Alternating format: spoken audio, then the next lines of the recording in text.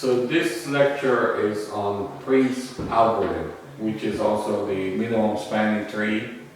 It also uses the greedy approach and treats the graph as a forest. Now, the thing is, we have to connect all of these vertices, and there is no cycles, so you can't have a cycle. So that means that can't go back, you know.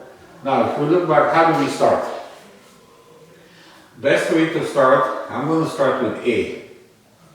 Okay, we're going to start with A. Now, there are two possibilities with A. So we're going to take the cheaper one, the least cost one. So in this case, I'm going to go A to B.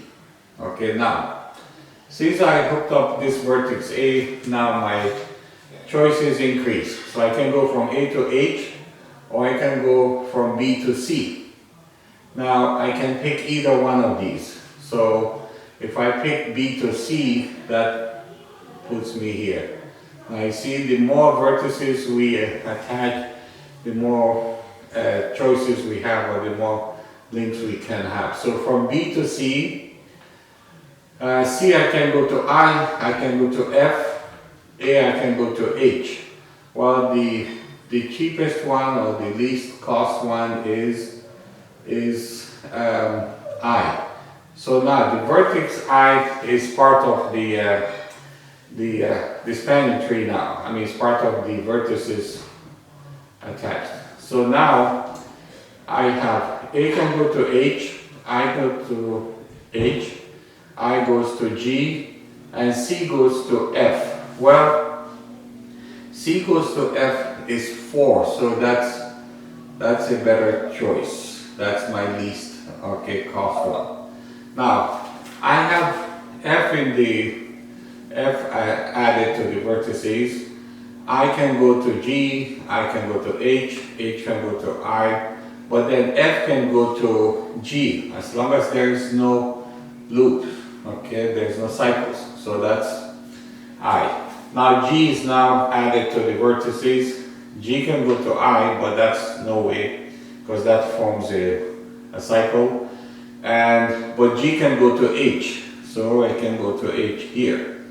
Alright, so now this is my choice now.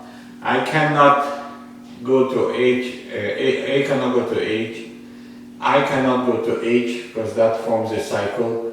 So my best choice would be going back to C.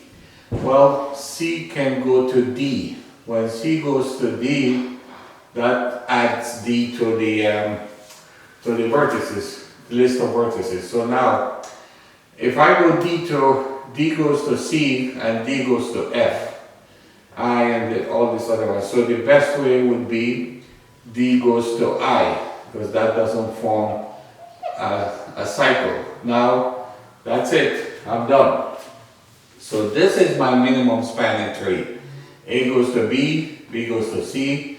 So as you can see, every vertex is connected. Every established like a home, they're all connected. So if I look from A to B, that's a 4. B to C, that's an 8. C to I, that's a 2.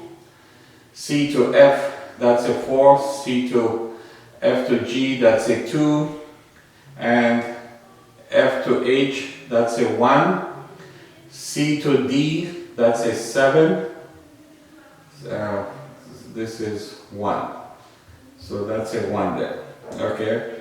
Plus 7 plus 9. So if I add these up, I'm going to get 14, 18, that's a 20, 30, so I get 37 units.